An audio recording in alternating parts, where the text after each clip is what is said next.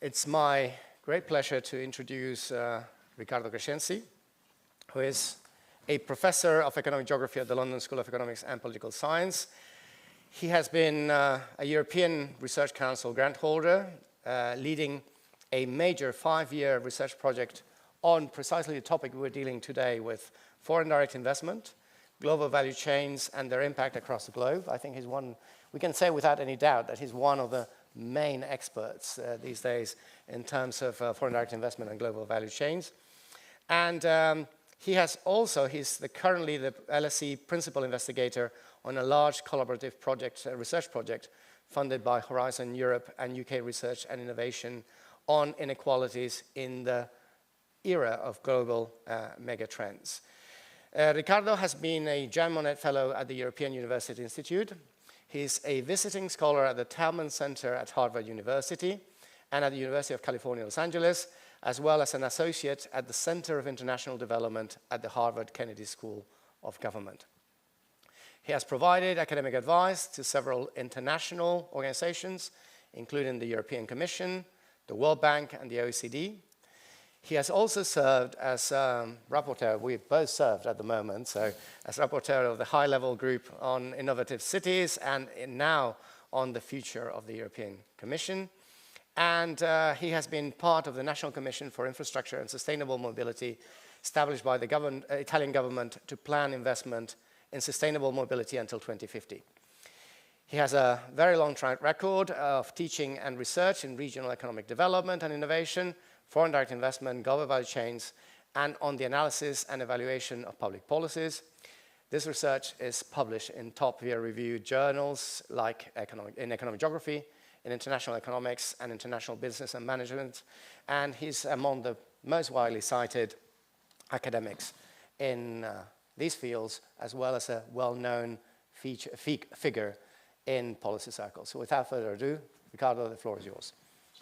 Thank you, Andrés. After this introduction, I really need to deliver. I'm truly delighted to be here with you today. I would like to thank the Cañada Blanch Institute, Juan, for hosting me today, Andrés, and of course, La Caixa for hosting us today and giving the opportunity to discuss about like a topic that is very close to my research interests and current public policy engagement. So I will try to bring together some of the issues that Andrés has mentioned in his introduction, in his presentation. So I'll try to discuss how we can think about some of the stylized facts that he mentioned in terms of trade and foreign direct investment over the past 20 years and bring them together in the concept of global value chains. And what I'll also try to do is to see, okay, how can we think about the opportunities and the changes that Andrés had mentioned before in order to leverage foreign direct investment and trade in order to foster local economic development on the ground. So that's the concept of harnessing global value chains for economic development, for regional development. This will be like what I will try to discuss with you today.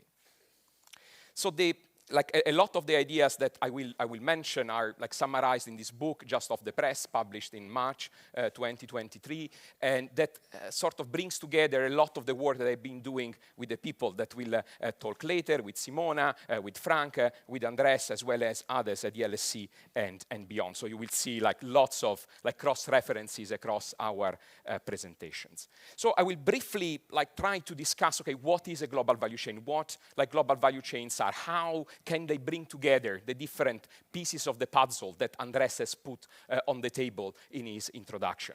And then I will discuss, okay, but why do they matter? How can we use the recent changes, the evolution of foreign direct investment and trade over the past 20 years to make that work for economic development? And then finally, I will also discuss how and to what extent we can use public policies. So are these like forces, phenomena that happen completely outside our control, Or is there something that we can do on the ground at the supranational, like at the EU level, at the national, and at the subnational, at the regional level, in order to harness these forces to the advantage of local communities, in order to balance the trade-offs that Andrés has mentioned, the possible trade-offs, the patterns of winners and losers, in a way that is favorable to local communities, in a way that is favorable for the places that are not benefiting yet from the process of global integration.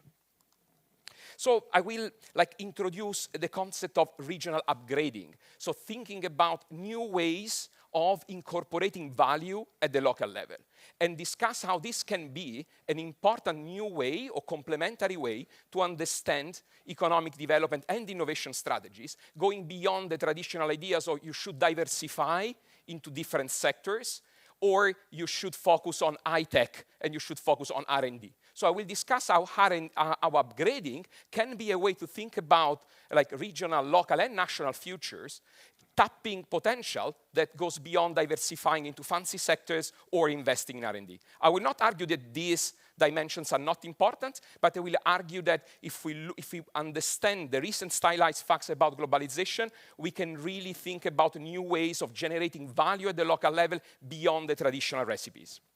And I will discuss how foreign direct investment are an important part of this puzzle. And the third key point will be about public policies, how public policies can really play an important role and a renewed role in this picture. So let me start with a very, very basic discussion of what a value chain is. Okay, if we think about a value chain is really like the chain, the full range of activities that firms and workers perform when they go from the conception of a product, so when you start thinking about an iPhone, okay, up to the production, and then to the sales and the marketing, and then particularly important this stage, what happens in the afterlife of the product. Think about the recycling, think about the management of the waste that is generated, or the reuse in a circular economy sense. So the value chain is this sequence of events that generate then the final product.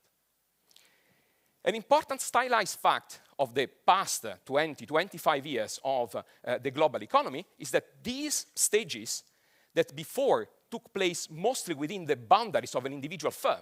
So a firm was producing a car, was producing a bicycle, was producing, was incorporating within the firm boundaries, usually in one single location, the entire chain. Progressively, this chain has been fragmented not only in multiple establishments in multiple places, but also in multiple countries across the globe. So that's why these value chains have progressively become global value chains, because the iPhone can be designed and all their research happening in California, but then it is not where the iPhone is actually produced. And the iPhone is sold in shops that are located everywhere. So there is not really a concentration of all these activities in one single location or in one single country, but the activities of the value chain are now spread across the globe. So when we think about the stylized facts about international trade that Andrés has mentioned in the introduction, we need to see that in the period that was covered in the chart about the changes in global flows of trade and FDI over time, we have a significant move from this trade being about final goods and final services. Okay, so what we are trading is the finished car into something different. So we move from a focus on the final products into a focus on intermediate goods and services. If we look at something very simple, like this bike, how many goods do we see? If we just focus on the final product, we will see, okay, there is one item, that's the bike.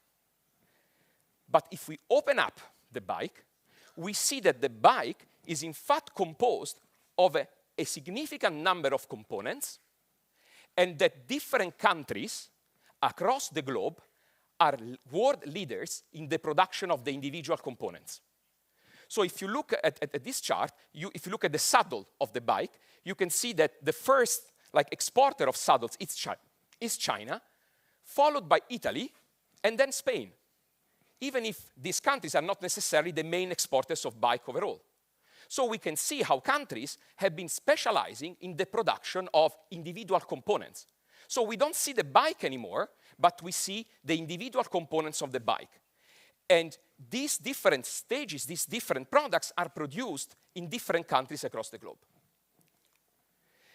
So when we think about how countries, how regions can deal with the new global scenario in terms of trade of investment, we don't necessarily need to tell a country, or when we think about a development strategy, okay, you need to produce the old bike if you want to enter into the business of producing and exporting bikes. This is not needed anymore. You can get into this business by focusing on one particular component in which you are already good. And this changes the way in which we think about opportunities, because we don't need to tell places, to tell countries, you should go into the whole product, focusing on the final product, but you can leverage your existing strength, your existing advantage, and enter the business of producing bikes by focusing on one particular component. And once you start, then you have different trajectories, different development trajectories, different strategies that become possible.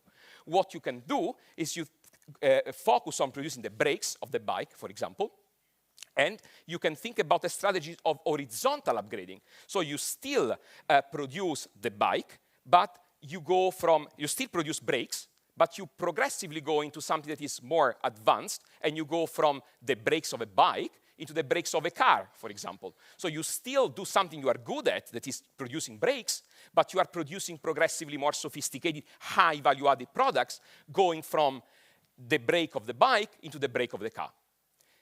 However, it is also possible, when thinking about bicycles, going into the production of the bicycle brakes into something more sophisticated, still focused on the bicycle brakes, into designing, for example, the bicycle brakes. So I'm not a producer anymore, but I also do the R&D, I also do the design, I also generate the new products.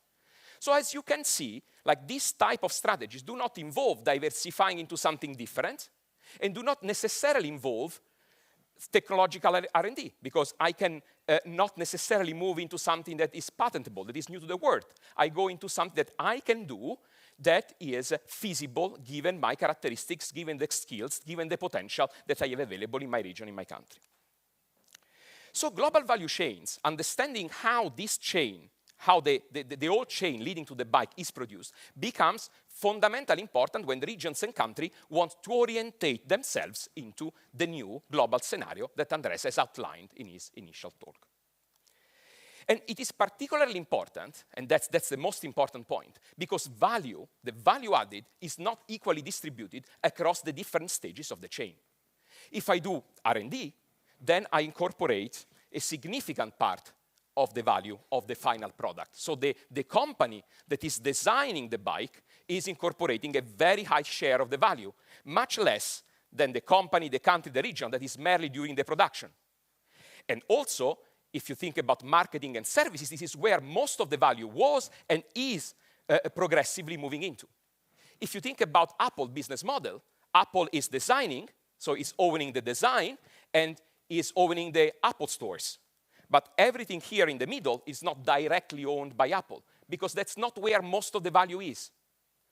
So what regions, what country can do when thinking about their development strategies is upgrade vertically and horizontally, going after value, going after increased value addition at the local level, at the national level, at the city level. That's what we mean by upgrading. And this matters, yes, this matters hugely, because if we think about the charts that Andrés has presented at the beginning, 50% of global trade at the moment, and this is stable, this is true also after the pandemic, is accounted for by trade in intermediaries, in intermediate products. So it's not about bikes being shipped globally, that's about the components of the bike, 50% of global trade. So failing to understand how the opportunities of trade in intermediaries can be leveraged for economic development is a huge missed opportunity. And that's where upgrading steps in. Thinking about local and regional and national development in terms of upgrading brings in a completely new dimension in terms of how countries and regions can benefit from the new wave of globalization, of the new state of the global affairs in a context of changing geopolitical landscapes and changing technologies. So how can this happen in practice? So this is, like I mentioned before, moving away from a standard paradigm of sectoral shift. When we were telling countries and regions you should go from commodities to manufacturing into progressively more advanced services, to move in a framework, in a new paradigm of focusing on tasks. So what matters is what you do, what is the value that you add at the local level.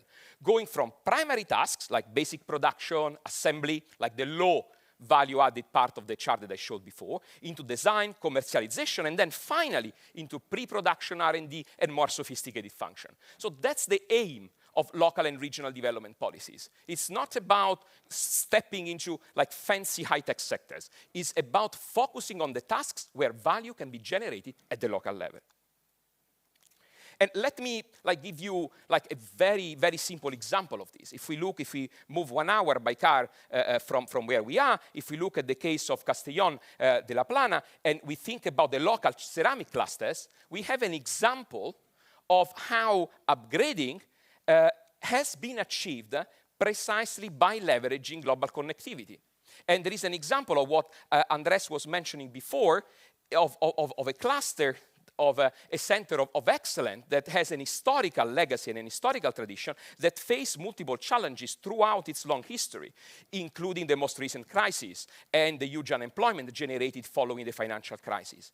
And the cluster has not diversified into something else, has not gone away from ceramics to diversify into something fancy or into a different sector, but has tried to move up the value chain in terms of attracting more value locally, and has done so by leveraging multinational enterprises, both domestic, so Spanish multinationals investing abroad, as well as foreign multinationals investing in the cluster.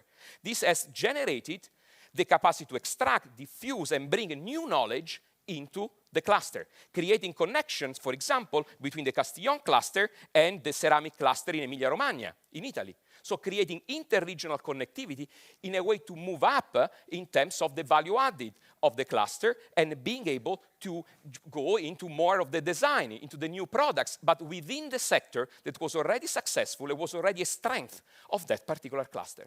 So this is like an example of how upgrading can be generated by local small and medium enterprises. So it's not a story that multinational enterprises, global connectivity is just one part of the picture. Here the story is about mobilizing local potential, that's about mobilizing the ecosystem of small and medium enterprises for the generation and the attraction of value and the retention of value at the local level.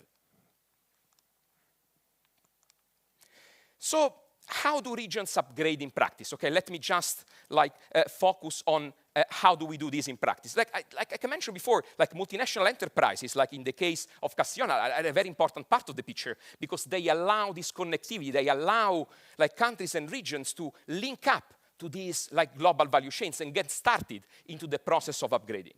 So when it comes to like designing public policies based on this paradigm, it's very important to understand what is the role that multinational enterprises play in this picture. And it's very important to understand that multinational enterprises play a key role in controlling, in exercising power on these chains. And they can do so in two ways.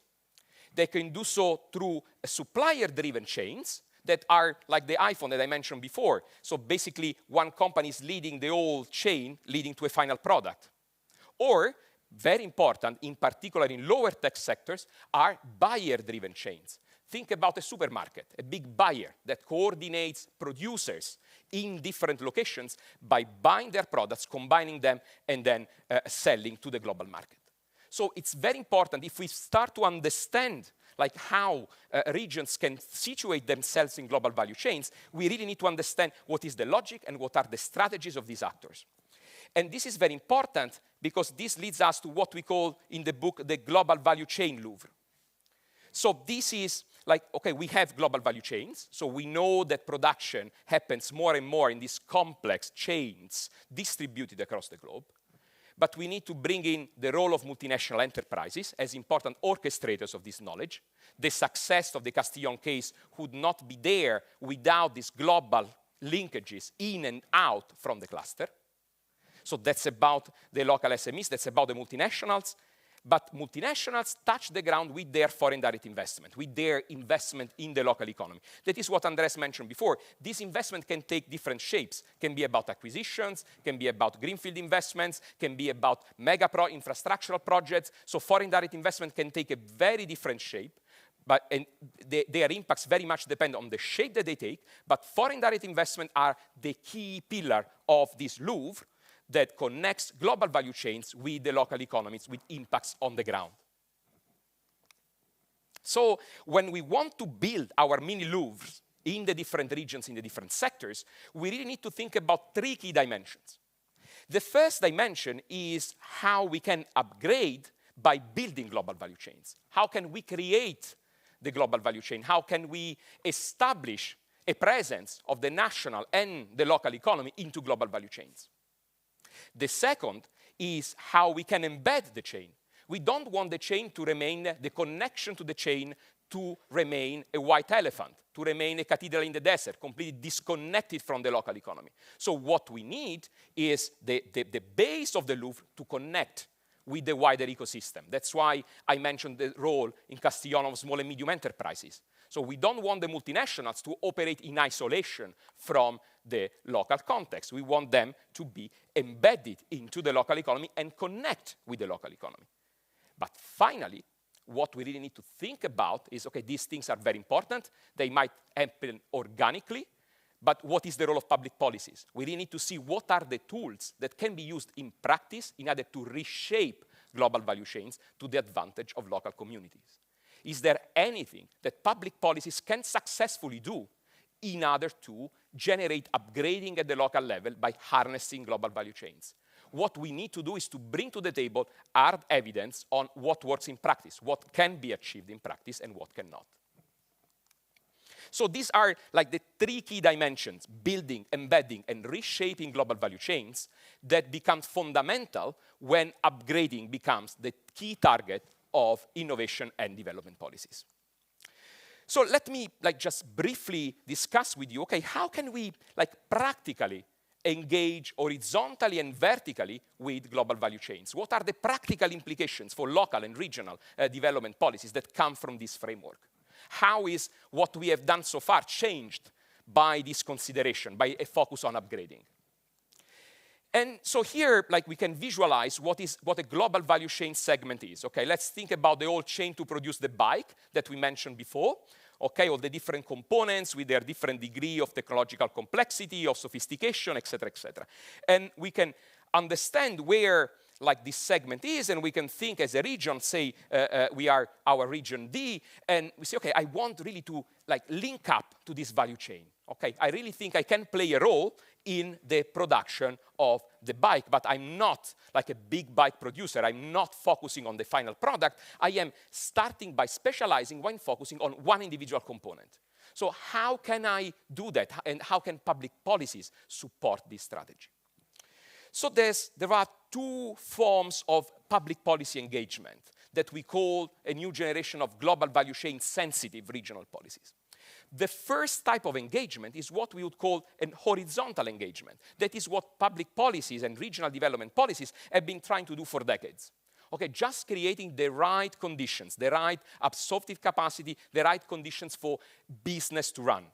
Okay, and this has to do with the provision of infrastructure, hard and soft infrastructure, the right type of incentives or the lack of these incentives for investment. This is about human capital, education, innovation, having a supportive legislative framework and regulatory framework. So these are the horizontal conditions, and they are not very different from what has been extensively discussed in the local and regional paradigm and has been attempted in less developed regions by the European Commission, for example, for decades.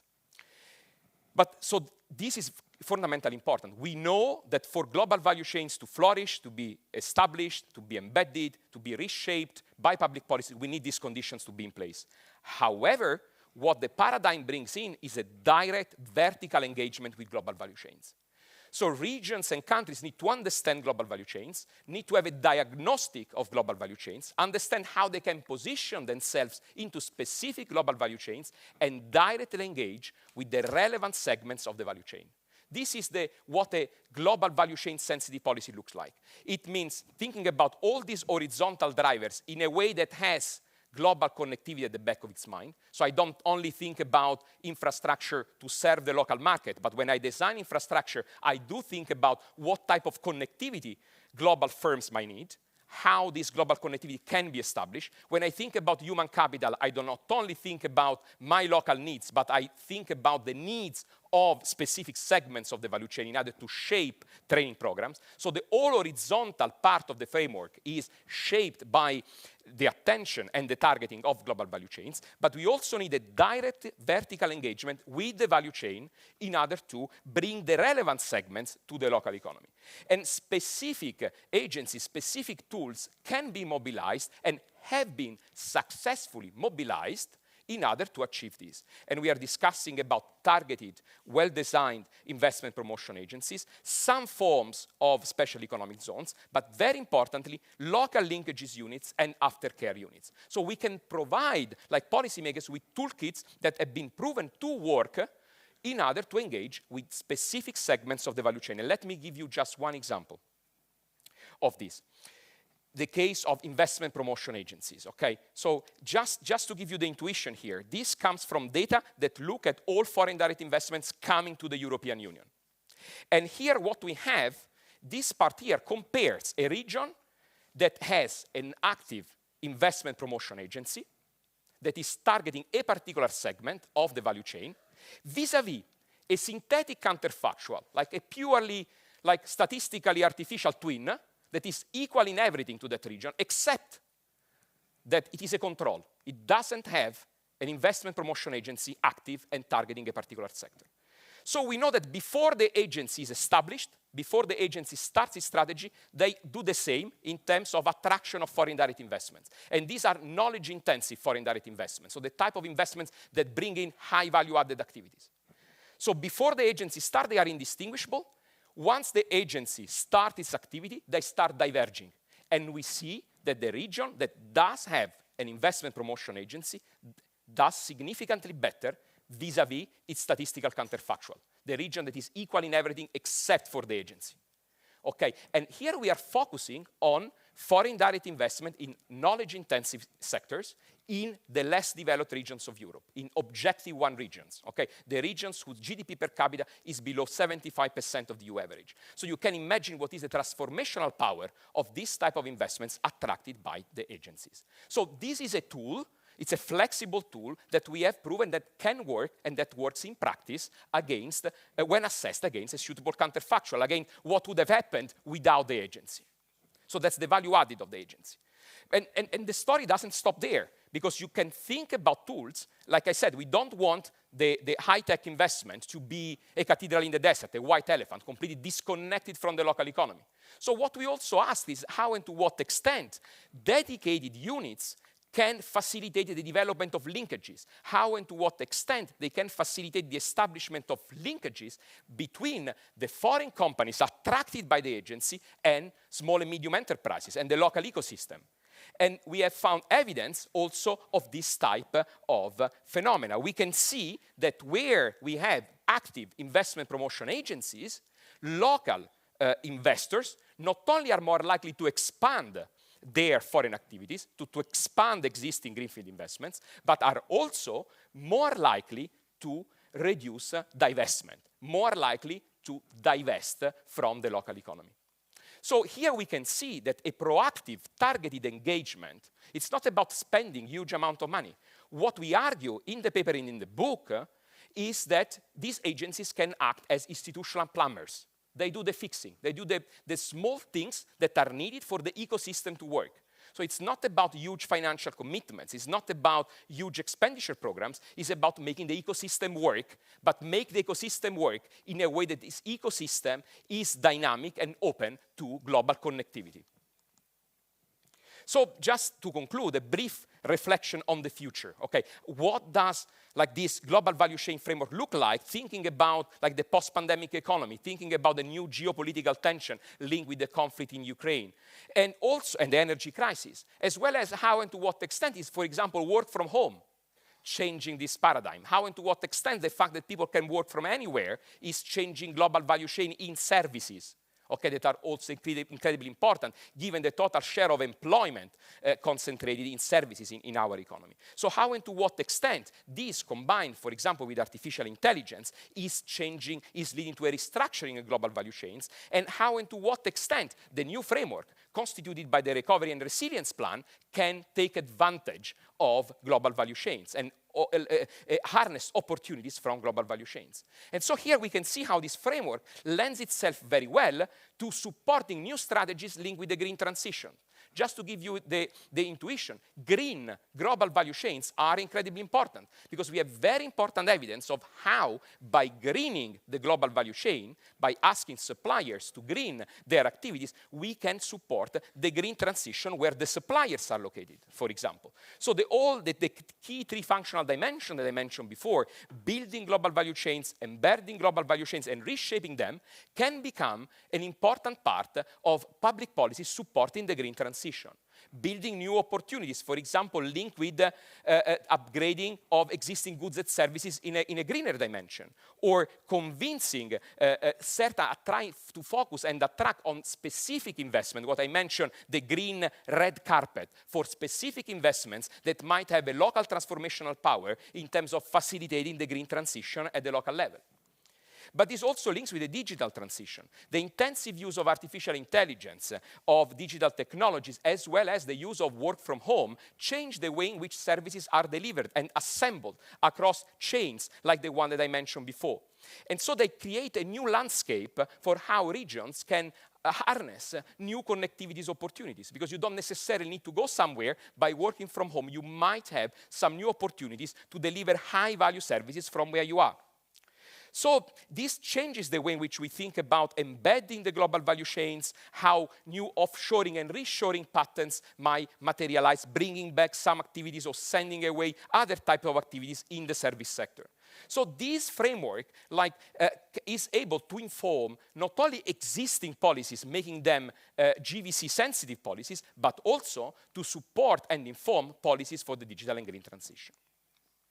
So I already mentioned the key three takeaways, like a new focus on regional upgrading, a focus on foreign direct investment as part of a wider picture, as part of an ecosystem view where upgrading is the target, and a new role to understand what public policies, what type of public policies work in practice in order to leverage the new opportunities and different opportunities offered by a changing global landscape. Thank you.